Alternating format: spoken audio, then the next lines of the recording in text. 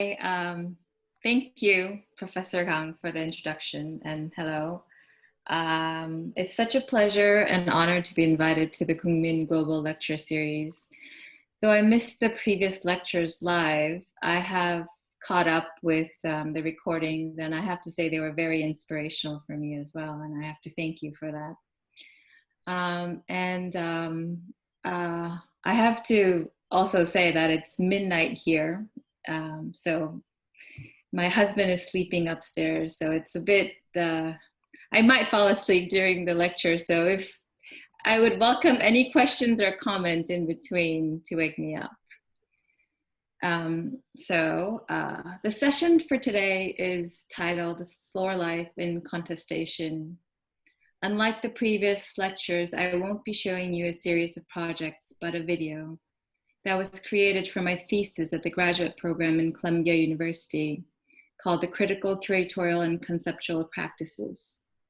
It is basically a story, a visual essay, not about design as in objects, built structures, or infrastructures, but a story that stems from a single spatial detail about a unique culture, its strength and perseverance that is deeply rooted and interconnected to the Korean history. But this focus on one culture may seem irrelevant or inapplicable to some of you, but I believe that it can provide a chance to rethink the banalities of your everyday spaces and the way we occupy them habitually. I would also like for you to pay attention to the various media and format that was necessary to trace and convey the ideas and be used as visual evidences. In other words, why this thesis had to be made into a moving image. Now I have a few questions, as COVID gave us a rare opportunity where everyone is most likely zooming in from different times and places. May I ask you to hold your hands up if you're zooming in from a place that is not a residential space? Everyone else is at home. And may I ask you, is anybody wearing shoes this very moment? No one else? I guess I can't see half the people here, but okay. And anybody sitting on the floor right now? No. And everybody's sitting on a chair or a couch. Yeah. And how many of you have been asked to remove your shoes when you were invited to someone's house, other than Minsun? Okay, so you're in Korea, I think. Yes. Okay. And how many have you experienced sleeping on the floor? Anybody? Nobody? Okay. So now those of you sitting on a chair but feeling experimental, I would love that you try getting off the chair and sitting on the floor during this session. Of course, if the floor is clean enough. And maybe after this, you could give me some feedbacks of how it felt. This is just, yeah, for me. With this in mind, I will begin with an image. I have to share the screen.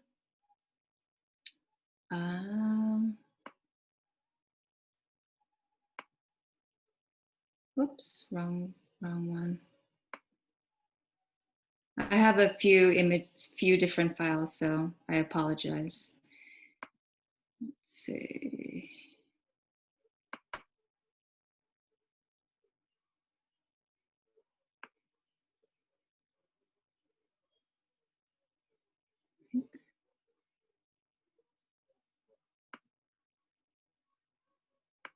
Can you tell me which screen are you seeing right now? Are you seeing something? No, you're not shared. Oh, it's coming up now. Which one? I see the shoes on the floor. Okay. Oh, okay, that's weird. Let me try it again.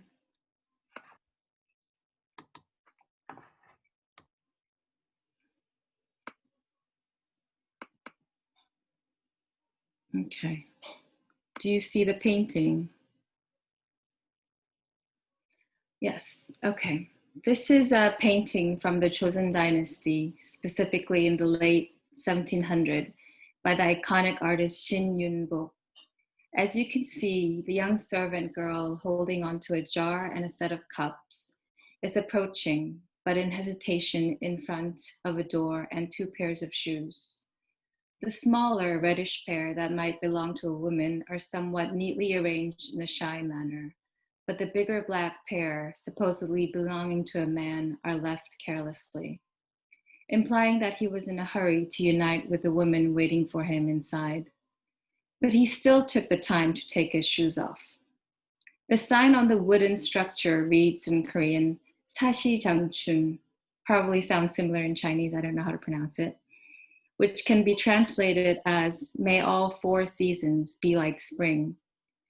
It is said that this moment is captured to describe the beauty of young love, like the blooming day of spring. I found this painting when I started collecting the historic validation around the peculiar tension in the removal of the shoes before entering a home in Korea, which undoubtedly is not solely unique to Korea.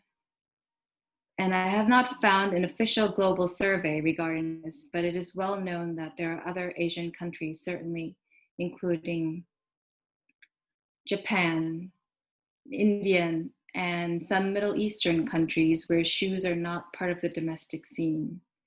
Then there are some Western parts of the world where the outdoor conditions are harsh. That makes it inevitable to walk indoors with the shoes on. So the concept of mudrooms started to appear in some of these English-speaking regions where all the rain and snow boots, coats, and outside dirt are shaken off or taken off.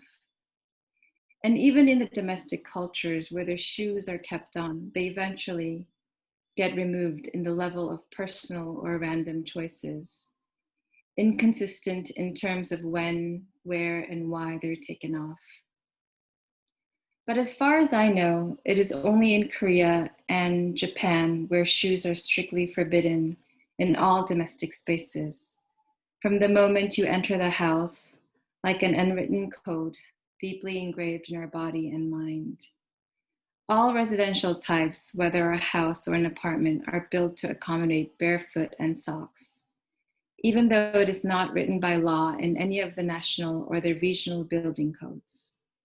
And this particularity is where I began the research, triggered from a long overdue and itch, curiosity of the differences I can see and experience growing up in various parts of the world as a Korean. And which the discrepancy was in much more than whether one was wearing shoes or not. Thus the tension was not just around the entrance of the house, but further in along the entire domestic floor that activated a certain spatial culture linked to our bodily habits that I call floor life.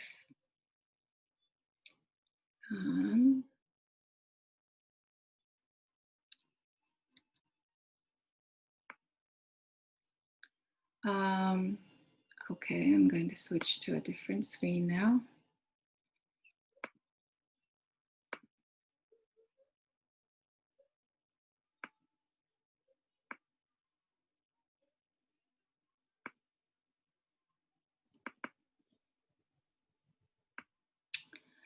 Naturally, one of my initial moves in the research was to collect personal photographs of domestic entrances. That adds up to about 100 shots, mostly of Korean households. They were again visual evidences and data of something that all Koreans do every day at home, something that is mundane when you are in it, but so powerful and fascinating from a distance. But so this first set you have been seeing are self-shot homes in Korea and Japan, built within the last century of entryways, where shoes are removed and worn. You're seeing a room-like spaces called hyungwan in Korean and genkan in Japanese. Usually a rectangular space roughly the size of a shower stall. The materials vary in color and design, but mostly are finished in stone or tiles for durability and maintenance. Most of them have closet spaces to the side, and some are more enclosed with another door to the main floor. But what all of them have in common is the step, whether a substantially bigger step or the very minimum. They all act as a gateway to the shoeless floor. One could simply say it's a very rational and functional way to block dirt, but I say it is a lot of floor space to give up for some of the tiny urban residential spaces.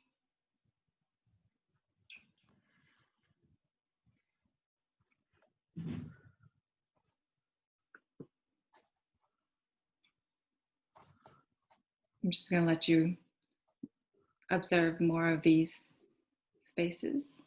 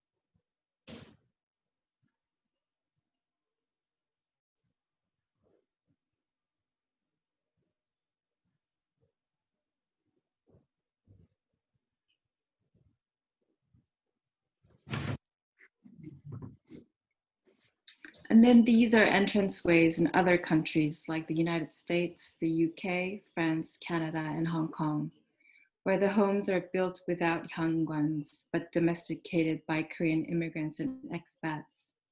People cultured of removing their shoes. You can see how the shoes are either kept outside of the door or organized neatly or freely thrown around inside the door. Sometimes using the differences in floor materials or placing another layer like mats to form a zone or a demarcation where the shoe should be taken off. Evidently, shoes easily creep in without a strict border. But with the display of unworn shoes, the implications are there for what you should do before entering the house. And in time, when the shoes are removed and put on daily in the very entry of the house, other objects are joined, whether with or without hyungwans. Umbrellas, hats, gloves, and various gears for outdoor activities, like the bicycles and balls. Sometimes dogs and cats are kept there as well, making it harder to keep things organized. Snowballing, the accumulation of transitional energy to encourage the body to reorient itself into a different mode of floor life. Unlike the houses where you walk in with your shoes seamlessly. Now I would like to play the video that this research was turned into. It is roughly 36 minutes in total, divided into 3 chapters. Removing the shoes is the first chapter. The second is domesticity in women. And the third is what remains. I will stop after chapter 1 for additional bits and pieces that were not mentioned or shown. But after that, it might be better to watch the rest of the video. So.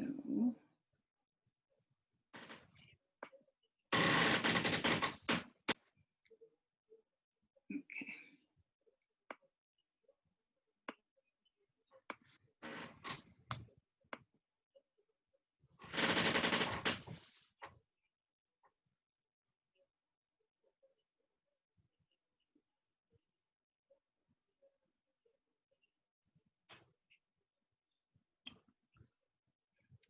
Supersurface is about the floor as a network of energy that would replace 3-dimensional objects in buildings.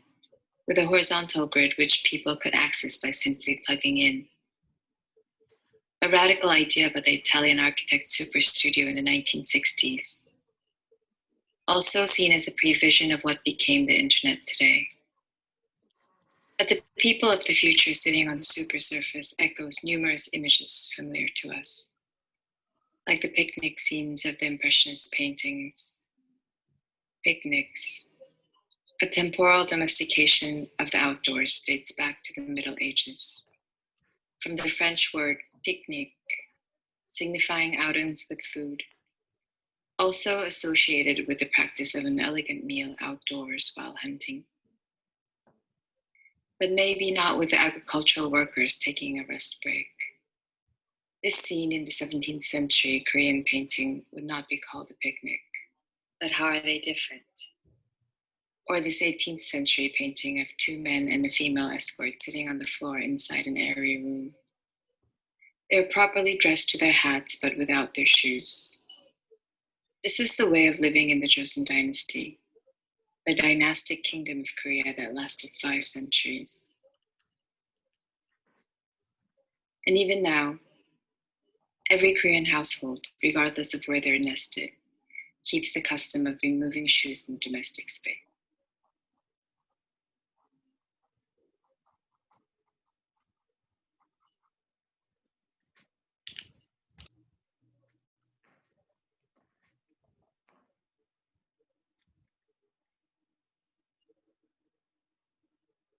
But the houses in Korea have a separate room, or a part of the floor solely dedicated to the act of removing and leaving the shoes behind, called hyongwan. This is a shared custom with the Japanese. It is one step lower than the rest of the shoeless space. The word was appropriate during the Japanese colonization period in the early 20th century.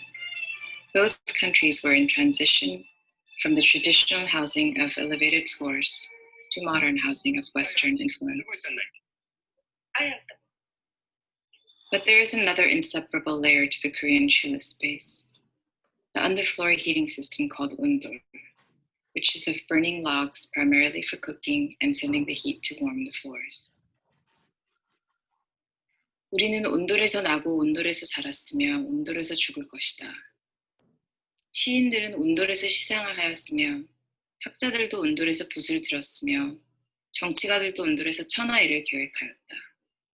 우리의 전술한 문화는 온돌을 태반으로 하여 탄생하였으며 우리의 민족성은 온돌을 자모로 하여 훈육되었다.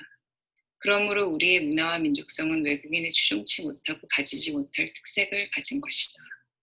1928, the Korean folklorist Jin Tae-son. We were born and raised on Undol and will die on Undol. Undol was where poetry was made and where scholars wrote. Politicians also planned the world.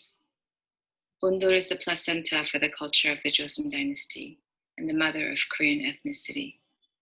Thus, our culture and ethnicity is incomparable with no other. The invention of floor heating dates back to the prehistorical era, but heating the entire domestic space was popularized, presumably in the 17th century, by the king's command. After a series of wars in the 16th and 17th century, tabula rasa. The capital of Joseon dynasty, Hanyang, what we now call Seoul, was invaded by the Japanese in the late 16th century. The war went on for 6 years, destroying the city and the country, eliminating more than half the population. Thus, the Korean traditional housing structures that survive are mostly from the late Joseon dynasty. These were given the name Hanok at the start of the 20th century, and they needed to distinguish them from the foreign buildings that started to appear. Hanok is of a single layer of rooms, a low timber structure with elevated floors and walls made of mixed soil. Therefore, a house of a grand scale would need multiple linear buildings. So the heating in the winter was more challenging, as there were no additional layers to protect the rooms from the temperatures outdoors. And the winters were too cold. Warm floors were irresistible, They were also economic and efficient for everyone to build and maintain. But the waves of warmth from below were foreign to newcomers. Diplomats, missionaries, correspondents, explorers, and the Japanese settlers were skeptical about the indoor temperatures in the winter. 1912, Swedish journalist William Greps in his book I, Korea. Korean people dressed very warm outdoors, too warm in fact, and at night, they lie down on overheated floors like bread being baked in an oven. Records say the standard room temperatures were 33 degrees Celsius. The Korean enthusiasm for the hot floor can also be seen in the word jijida, which is a cooking term to fry or sear, but also to lay our bodies flat on the heated surface. When the heat comes from below, it is warmer to stay horizontal and low, either seated on the floor or lying down. The heated floor becomes a magnetic field to the body in the brutal winter, but not so much to the foreign bodies unaccustomed to the plane of warmth. The criticism from the colonizers were harsh. The congested warmth was seen as unsanitary, and the Korean tendency to lay down a pre-modern drawback. Undor and the bodily habits were also blamed for the bare mountains at the time. But there were no other solution for an alternate heating method that was as economic and warm. So the government concluded it was not a matter of choice, but to find the balance with a new forest policy. And despite the seasonal temporality as a heating system, Undor nurtures particular heat senses and a unique domestic culture on the floor. This thesis identifies as floor life.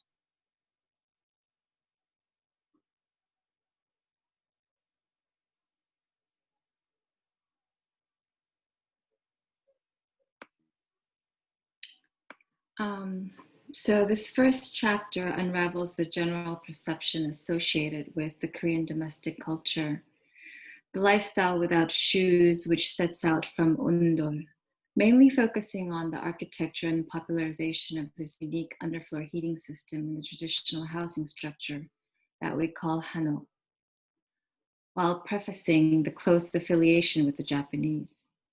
But the reason to begin the story with the European images of the Italian architect Superstudio and the French artist Edouard Manet was to acknowledge how they resemble those of the Korean floor life. Although shoes were not of significance in both moments, and that they were both set outdoors in a leisurely manner rather than a domestic one. What we see in the futuristic vision from the 1960s and the impressionistic depiction of an outdoor luncheon is how we instinctively domesticate a space without furniture, no matter which time, place, and culture we're in. But the Korean way on the floor has an additional layer tied to the story of Undor. However, I did not dig much into the history of the heating system, but enough to uncover how it came to be applied to every houses built. They say it is still unclear, but partial floor heating existed, presumably since BC 5000, in the colder region, northern regions in the name Kudur, and even adopted by the Greek and Romans. But for the entire floor of every housing to be heated needed a much powerful moment and determination like the war and the king's command, when the capital city had to be rebuilt, something that did not happen anywhere else in the world. Even the Japanese, who shares the shoeless domestic culture, did not have fully heated floors. They had indoor hearths or kotatsu system that involves a table as the heat source, with a blanket on top that captures the warmth underneath. Therefore, the domestic floor that was heated entirely was exceptional to the Koreans, naturally nurturing the special heat senses. But to find any written or visualization of dedication for the warm floor was a challenging but enjoyable part of the research. Something I personally had mixed feelings for, as I was also skeptical about the heat. But then I learned to enjoy and understand the attachment. an addictive obsession for the sizzling floors. Sometimes you wonder why you're sleeping on the bed that is distant from the warm floor. Moreover, the Koreans not only find comfort in searing the body directly on the heated surface, but believe in its health benefits. Maybe not as much as the saunas, but more like chicken soup to certain cultures. The traditional wooden floors that weren't heated were cool for sleeping on the summer nights and warm or sometimes too hot for the snowy winter, naturally pulling the bodies down. Koreans have pride for this unique heating system. They say it is so scientific as warm air rises up and cold air drops down, so the heat to come from below makes perfect sense. And maybe as they were pulled down so much, there is a Korean tendency to sit. I regret to say I failed to find any written or visual evidences for this. Whether on the floor or chairs, I believe Koreans like to be seated. They have less endurance in standing, which comes from observation in the subways or parties where Koreans are busy looking to sit no matter the age or gender, while Europeans or Americans are drinking all night while standing. Someone could say that this is related to the drinking culture, but I believe that might be the other way around.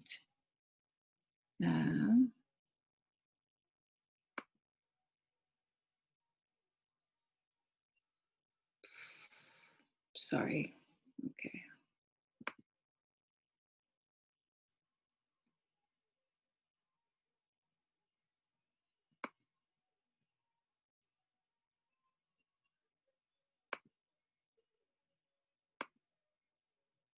Okay.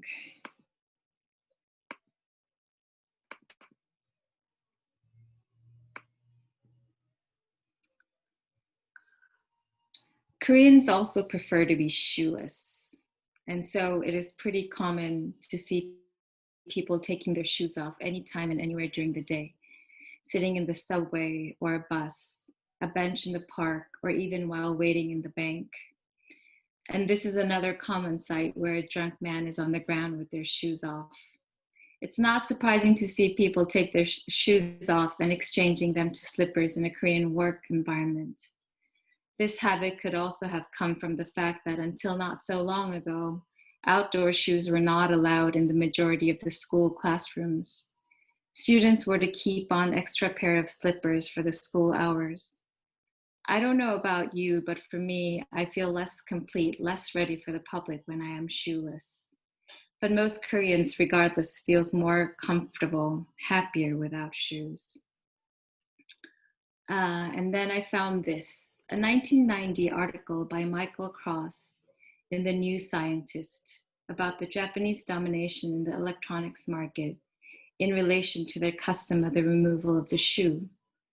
Quote, with this habit drilled in, companies found it easy to enforce the kind of clean room discipline needed to produce microchips with features 0.6 micrometers across, and production yields soar. Of course, this is about the Japanese and more focused on the sanitation and etiquette, but nonetheless, I think the Koreans have the same mentality. No matter the urgency, outdoor shoes are not welcome past Hyungans, and they can't imagine doing it any other way.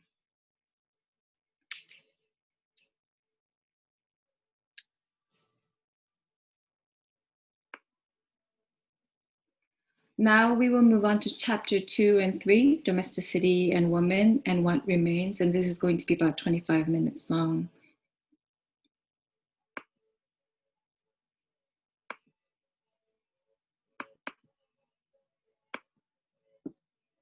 Floor life begins from the removal of the shoe, the sedentary life on the floor that stems from a long tradition and habits of Korean domesticity entwined with the warm floors of Undur. The traditional Korean houses were a linear array of rooms that were somewhat hollow, free from the familiar room types and the burden of fixed furnitures. But every room entitled was allocated strictly conforming to the domestic rules of Confucianism. Regardless, the hollowness evokes indefinite flexibility and multi-use with the temporal employment of soft furnitures.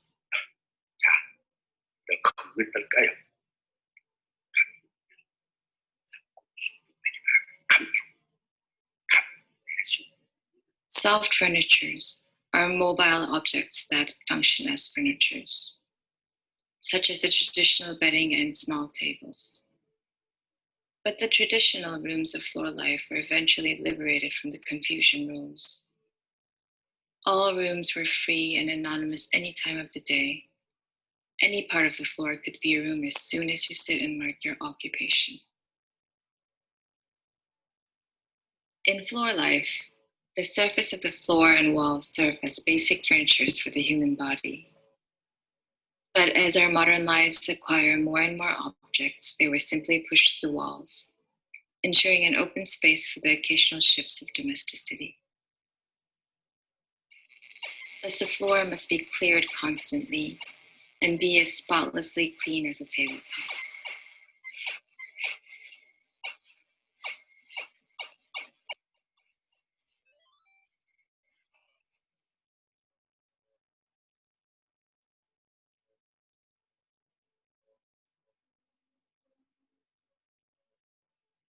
The floor is like an infinite chair we sit on, or the bed we crawl into, and also the top of the desk or dining table on which we write, draw, and eat. The floor as the domestic surface is boundless. Thus, floor life can be minimal, but also flexible and expansive as the Korean traditional skirt. But flexibility demands much effort from the long-standing workers of the house. The women. The bedding must be folded and unfolded day and night.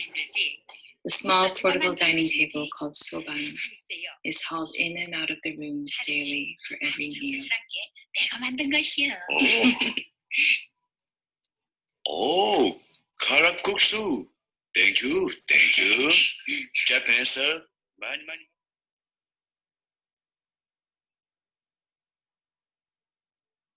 The Enlightenment Period began soon after an unequal trade treaty for extraterritorial rights with the Japanese in 1876, marking the end of Joseon dynasty and the feudal society. The doors also opened to the Western powers, encouraging the internal progressive movement of the ruling class and the elite against the conservatives and various resistance. Gradually, Westernization and modernity had an effect on the common people, notably through colonial impacts. 1920s, a decade had passed of Japanese occupation. With popular culture, various visual media such as newspapers, magazines, film, performances, and advertisements began to rise, reflecting the struggle and confusion against oppression and the fast changes in society. There were somewhat ambiguous voices of criticism and resistance, but also desire and admiration for the modernized and westernized culture of the Japanese.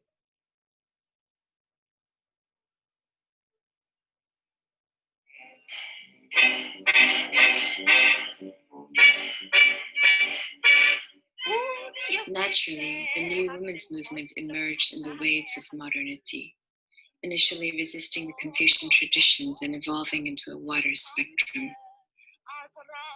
From educated housewives demanding modernity and domesticity to modern girls, the symbolic image of the new woman of luxury, vanity, and decadence.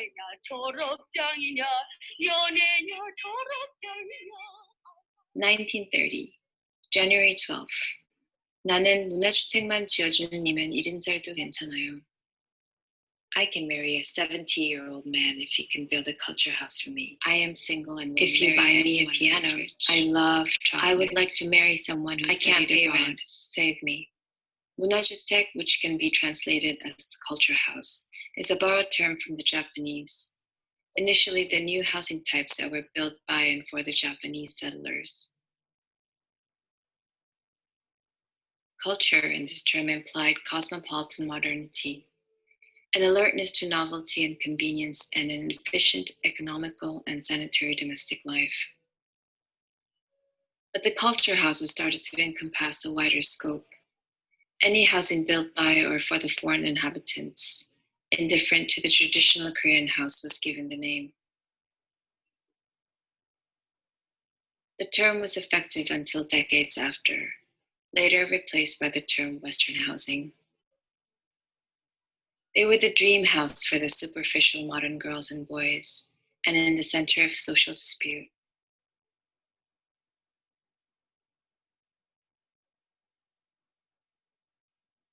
January 1st, 1936. A housewife provokes a Confucian dining custom, a request to ban the tradition of solo dining, which is of strict hierarchy in class, generation, and gender. And within the family, men and women, grandfather, father, and children were not to eat together on one, but on separate tables. 격상제도를 버리고 전가족이 한 밥상머리에 모여 앉아서 화기애애한 중에 같이 먹으면 식욕도 증진되고 반찬이 적어도 후정거리지 않고 또 남는 반찬이 별로 없는 만큼 그것이 처치에 본나는 잡이 없을 것이다. If the family dines together on one table, it will not only bring harmony to the family, but a bigger appetite, not to mention reducing food waste in dishes. 아버지, 이건 저 요남매가 드리는 선물이에요. 네.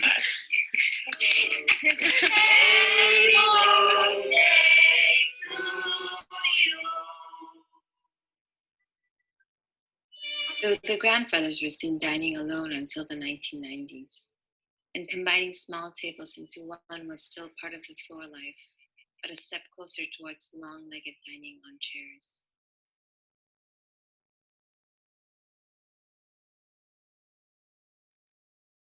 But the more urgent and indisputable issues were raised around cooking and serving. The kitchen and bathroom of the traditional Korean housing were semi-detached external spaces where one has to stand up, leave the room, and wear their shoes too. This meant constant changes in floor levels and crossing of thresholds. Inconsiderate of the workers and their workflow between the kitchen and dining area. Thus, the act of cooking was not part of the shoeless floor life. Sanitation flaws and inefficient accessibility was the primary subject in the architectural discourse, not only to address the problems of urban density, but domestic advancement and modernization. 1935, the modern architect Park Gil-yong, quote, "If we look into the scientifically well-developed American houses, there is no choice but to be surprised. This is because they efficiently treat the kitchens in a scientific and rational way, compared to our underdeveloped housing equipment system with much flaws." End quote. So the restructuring of the Korean housing begins from internalization of the kitchen and bathroom, not only by the modern architects, but also by the patriotic housing developer Chung Tae-kwon, in the massive blocks of improved urbanized housing. But the total transformation to the modern kitchen happens gradually after the Korean War.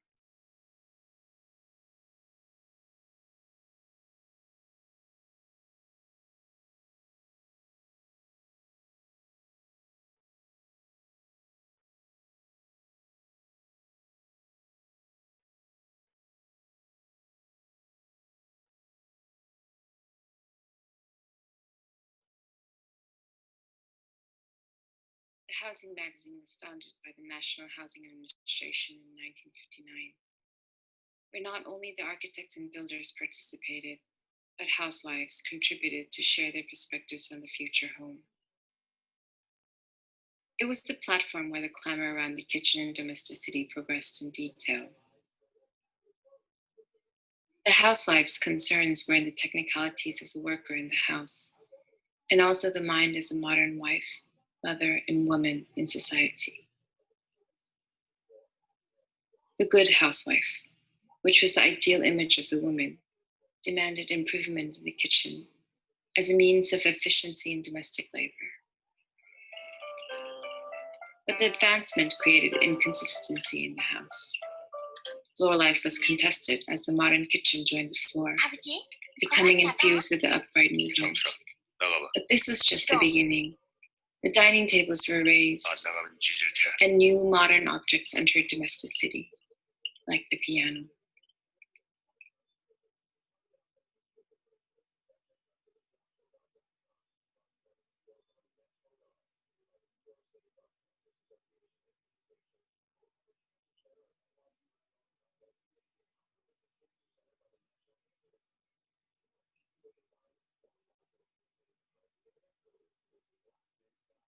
July of 1959, an analysis was made in the first issue of the Housing magazine, comparing the strengths and weaknesses of the domestic floor life versus the modern upright life, in terms of consistency in body movement, comfort, economic efficiency, and more. A clear implication leaning towards modernity. The magazine was restless to introduce the way of living on upright furniture as a representation of better living, and the architecture of the foreign worlds and their advancement in technology, the modern world. Thus, the long inconsistency prevalent in reality was considered a critical issue. But the discrepancy for the body between floor life and upright life had occurred much earlier between domesticity and urbanity. Modernization had spread faster in the urban places and spaces. Chairs were incorporated in the modern schools and other public facilities, from transportation systems to modern cafes and the offices at the turn of the 20th century. Thus the change was slow. Upright furnitures entered the common household in the rapid development of new housing types and the new furniture industry in the 1970s. 1970, 한강 Mansion Apartment. 우리나라 최고 시설을 자랑하는 주택의 양식은 양식, 식당은 의자식, 침대 생활은 양식, 온돌 없음. The country's best facilities. Housing type, Western style. Dining room, chair type. Living style with beds. No ondol. For a long period, the floor heating system ondol represented floor life, the outdated living style. And with the mass construction of the modern apartment complexes, other heating systems were incorporated, resulting in failed attempts of mixed use of heating systems in domesticity. The inconsistency of living styles was reflected in new apartments. Radiators were installed on the living room walls, while the bedroom floor was warm. But even a part of the house with cold floors were unbearable for the special heat senses that had been nurtured from the warm floors of ondol.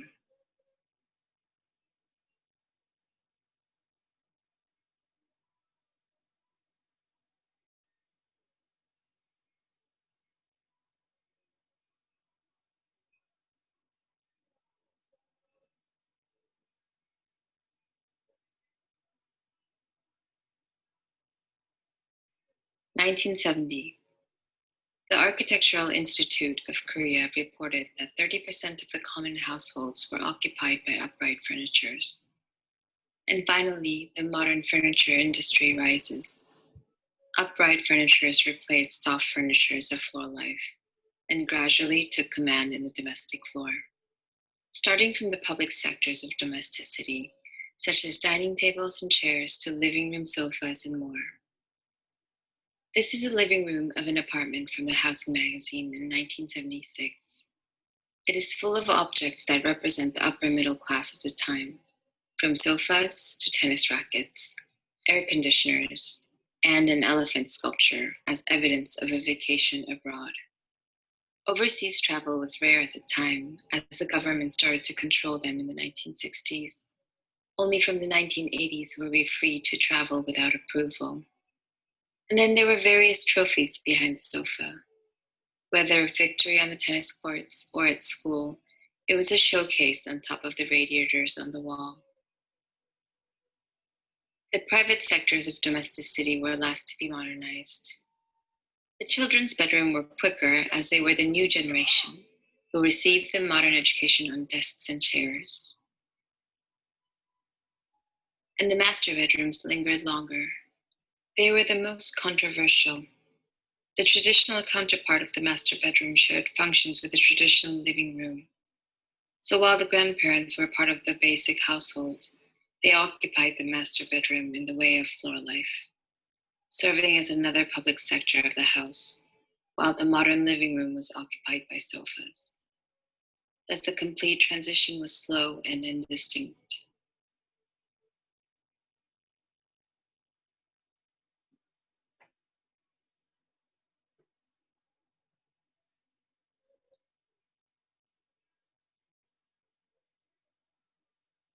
Amid the series of domestic furnitures arrived domestic electrical appliances. From electrical fans to radios, refrigerators, and audio systems, and finally, the television. A new powerful magnet on the domestic floor, and the most valuable property of the household.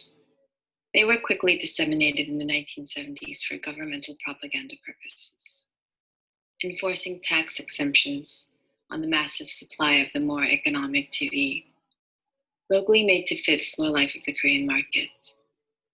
The government had total control of the media, banning inappropriate shows, but the popularity never ceased. The viewers had to be warned of burglary during primetime TV dramas. Naturally, television was the shining star on the domestic floor, where the family gathered to look into another domestic space. Eventually, TV broadcasting was also liberated from the government, turning its course to reflecting the general public of the reality, their common concerns and desires. In the Korean media, the domestic floor was the basic apparatus to portray the main conflicts of family dramas. Mostly staged in TV studios, the domestic floor was the most effective way to reflect antagonism, differentiating the poor and the rich, the good guy and the bad guy. The main character, guiltless and powerless, performs floor life. The center floor easily transforming from a living room to a dining room or anything else depending on the performance. The family discussions, quarrels, reconciliations, daily meals, mom and daughter chats, in-law struggles, teenagers in love, easily choreographed on the domestic surface. Also efficient for the television crew. While the rich and powerful bad guy lives in the most westernized and modernized setting, in their contemporary fashion seated on sofas and tall dining tables and chairs. Various floor performance in the media also reflected the most current societal changes, such as the recent shifts in domestic labor, far more effective through floor life. The laborious cleaning of the floor was a daily routine for mothers only, while the negligent fathers go through the daily news. But our retired fathers and the boyfriends of the new generation started to share the task on their knees.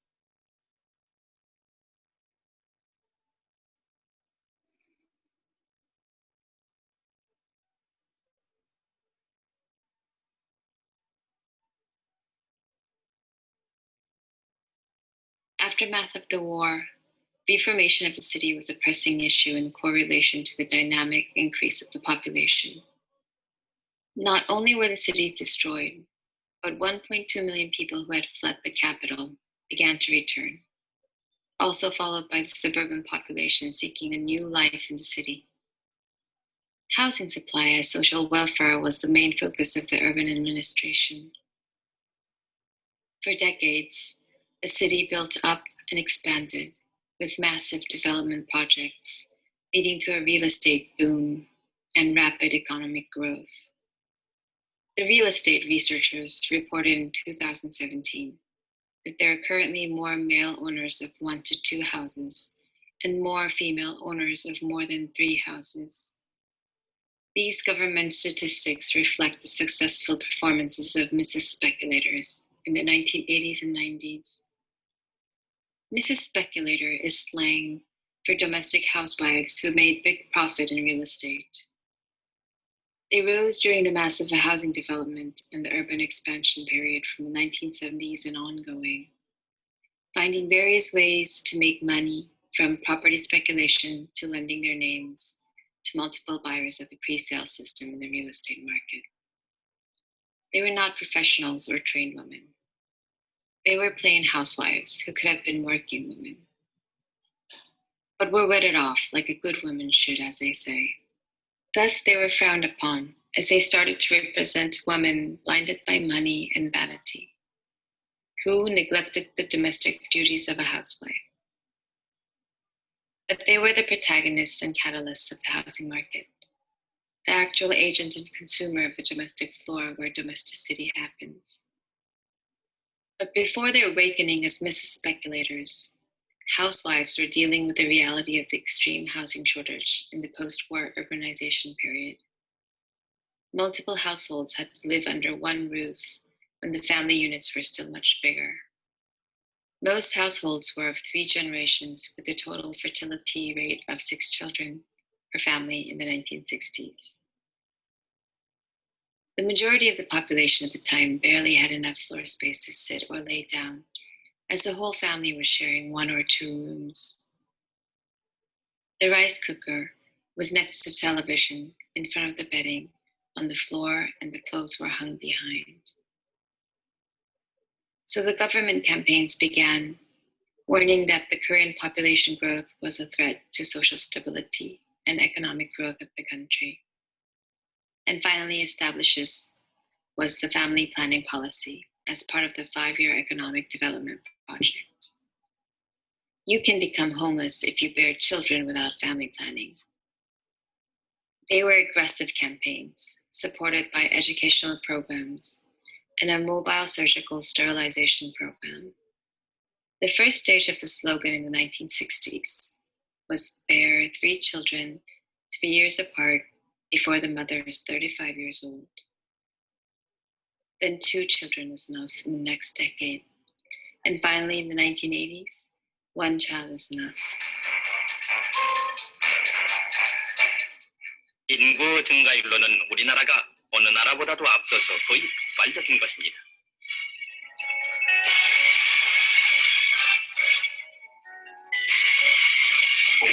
But the family planning policy was overly successful, even before the 21st century, driving the government to start a reverse campaigning now to bear more children. With the shift to nuclear families of 2 generations and the drastic decrease in the standard number of children in one household, the domestic floor area per person has expanded dynamically. More families are able to have sufficient modern room types fit for the family that are big enough to fit a bed and other modern furnitures. Thus, life is lifted away from the floor again.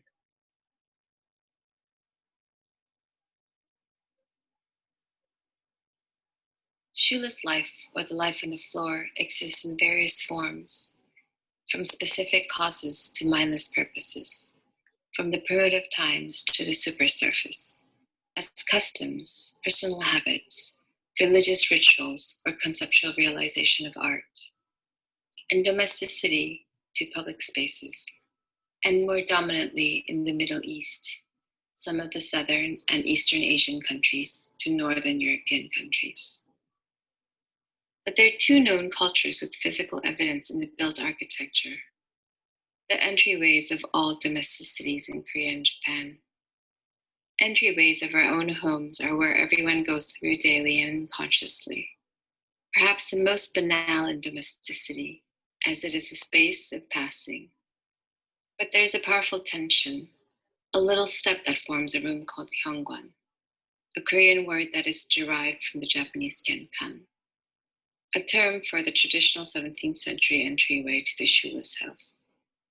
Both words now refer to their contemporary counterparts that exist in all domestic environments and public facilities such as schools, offices, restaurants, and more. Hyungwan was a big abstraction of the unique culture of floor life as modernization started shifting and molding Korean domesticity. It was the keeper of floor life and the shoeless surface. Unworn shoes, neatly arranged or scattered around, communicate to all who enter that they must too remove their own shoes before stepping onto the next floor. And while the single step finds its place as a customary but silent rule in modern domesticity, floor life undergoes an endless flow of contestation. Various historical and social pressures are exerted, shifting the body's habits and customs up until now. Thus, the history behind the single step unravels the story of floor life in Korean domesticity, the space of social reproduction. The floor functions not only as furniture, but as the heat source for domesticity. It also demonstrates how wars enable the entire kingdom to shift in living cultures through heating systems, where the warm floors become a magnet to nurturing bodily habits, the habits that represent Korean culture. The floor also reveals the confusion against the Japanese colonization, enmeshed within the Western influence and modernization deep into domesticity, where the floor inadvertently becomes the advocate for traditional Korean customs. It reflects how chairs with other modern furnitures and electrical appliances enter the domestic floor, fitting in with the development in Korean housing and shifts in family structure. The floor is the stage for societal changes in gender roles, the agent of domestic labor, and antinatalism. The modern history of floor life is also the entanglement of the shoeless culture, the Korean obsession with ondol and the exclusive floor life in the course of modernization. Ondol represented floor life and together was misunderstood as an impediment to the course of modernization and domesticity. But now ondol is guiltless. The warm floors of ondol have endured foreign criticism, doubts, and self-evaluation throughout the phases of modernization and has survived. Now complementing the new shoeless culture with the upright furnitures, autonomous from the floor life of the past. The shoeless culture also exists independent from the warm floors and floor life, evident in the geographic displacements of Korean domesticity outside of the peninsula, where floor heating is either uncommon or unnecessary.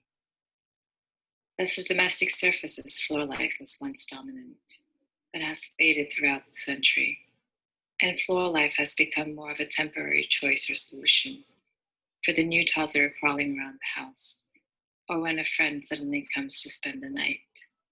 The floor as a domestic surface has become a soft furniture that is used for momentary actions, easily accessible in the shoeless space, but still a necessity for occasional rituals, whether traditional or domestic, from the traditional Korean New Year's, Thanksgiving, ancestral celebration rituals, to big family gatherings, when domestication overflows. But the horizontal heat surface does not cease to pull bodies down back to the floor, the bodies that have nurtured a special heat sense from the floor life. With the warm floors and the shoes removed, domesticity is constantly drawn towards the floor and the floor life it remembers.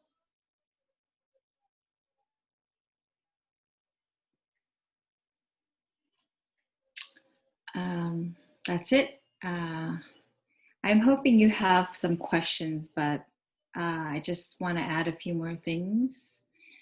The main chapter, Domesticity and Woman, started by breaking down the basic characteristics of the traditional floor life more elaborately, and then tells the story of how the modernization of domestic culture and women was closely linked to the contestation of floor life. By following a loose chronology with episodic moments in Korean history, it introduces the historical and social pressures exerted on the floor up until recently. And the first thing I wanted to point out was how I came to explore women in domesticity, which did not start from remembering the history of women in domestic labor or by studying modernization of Korean housing, but from looking carefully at the daily domestic routines and following the history of furnitures in Korea. As was shown, traditional floor life did not require or accommodate much furniture that we now know of. The floors were temporarily occupied by what I call soft furnitures, which are more like objects as they were smaller in size and rarely fixed to one place, making it mobile and flexible for when or wherever they were needed. So you don't go to the dining space, but the dining comes to you. And the two most necessary soft furnitures that everybody kept were sobans for eating and ibujari for bedding. Those who could afford them at tables for studying or working in a chest of or shelf-like furnitures that were fixed for storing goods. But the most interesting realization about the furnitures was that chairs did not exist in floor life. There were royal thrones or other authoritarian chairs, while the floor was available to sit for the lower class and the commoners. So I had to look for traces of the first common chairs, where or who would have needed them and how they got them, which were progressively through religious missionaries from the West who began modern education on desks and chairs, simultaneously followed by public transportation systems and urbanity. The modern urban life brought chairs, and steadily the rest of the domestic furnitures like beds and sofas caught up, with a big help from the modernization of kitchens, where the woman had a strong voice in. So cooking and serving was the first to move forward with the domestic routines. And lastly,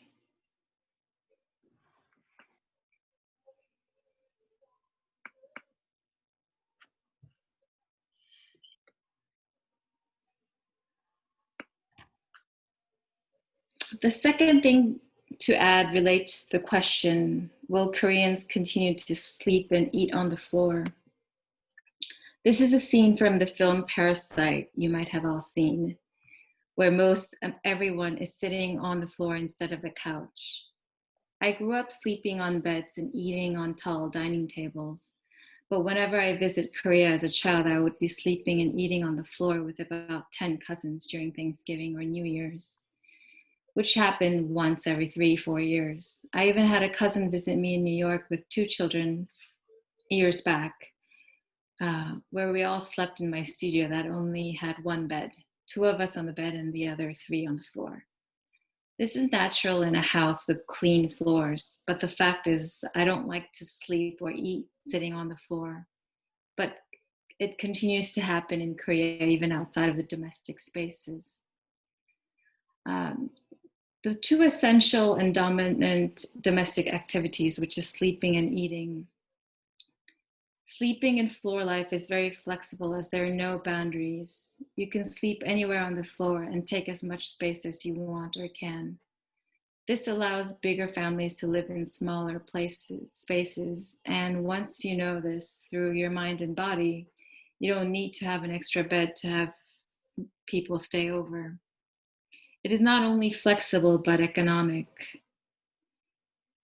And this is also why sleeping on floors still exists in accommodations from hotels to camps. This is a scene from a Korean drama showing the college students at a camp-like outing set in the 1990s. I think it's still common where they go out of town and stay in rooms like these where 20 to 30 kids can drink, eat, play games, and sleep in one room. And this is a photograph of a military camp, which is mandatory for all Korean men to serve at a certain age. Beds are not necessary, and a lot more men can fit in one room without them. Eating in floor life is similar in this way. As long as you can find room to sit on the floor, you can squeeze in and join the table. As you're not bounded by the number of chairs you have, which makes it easier to invite more people over for dinner and for restaurants to save money in buying chairs. And this is another unique thing that is possible in Korean restaurants, where you are led to an empty room and the table comes in already full of little dishes, which is a particular aspect of Korean traditional dining. Like this, floor life, whether inside our homes or not, is still in contestation, considered as the olden ways, but lingering around in many different forms and for non-practical and non-practical reasons. I believe in its sustainability, especially as I believe the Korean floors will continue to be heated.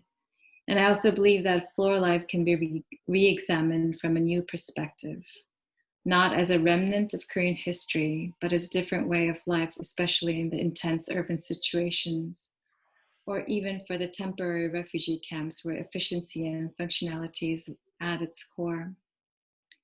Though the floor life requires the floor to be exceptionally clean, which is never easy. That's it. Very difficult conclusion. Never easy to make your floors clean. Great. Thank you very much. That was really interesting. And all those, the social part, the history, the gender, and the housing. So many things are all linked together, and it was very fun and exciting to watch. Thank you very much. We'll collect some questions during next week and then send it over to you over the email. Okay, all right. Great. Does anyone who really wants to comment or question at this moment? Nope. Okay. Thank you very much, Jin. Thank you. Thank you. Have for a having lovely Friday and weekend. I will go to bed now. It's 1 a.m. Thank you very much and good night. Have a nice day. Bye. Bye. Bye, everybody.